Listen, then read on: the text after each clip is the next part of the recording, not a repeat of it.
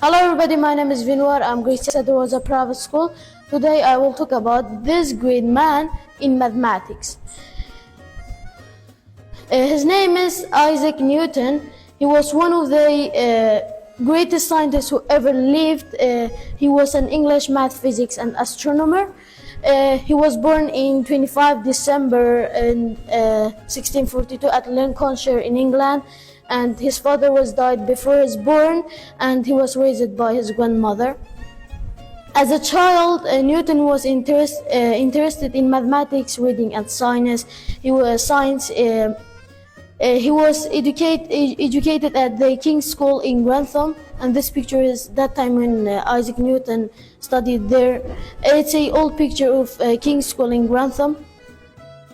And in 1661, he began his studies at Cambridge University. Later, he became a professor of mathematics at the same college. And now we'll talk about Newton's discovery. What Newton discovered in that time? He discovered this telescope.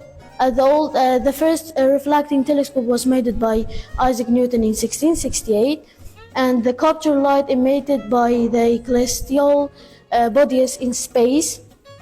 And he discovered formula of gravitation. The formula is F is equal to G M1 M2 over R squared. F is equal to force of the world. G is equal to gravitational constant. M1 it means mass of object 1, and M2 mass of object 2. R distance between centers of the mass. And he has three laws of motion. Number one is the sum of all force is equal to 0, and number two is F is equal to ma, and number three F1 is equal to F2. And Isaac Newton, he passed away in 1727 in age 84.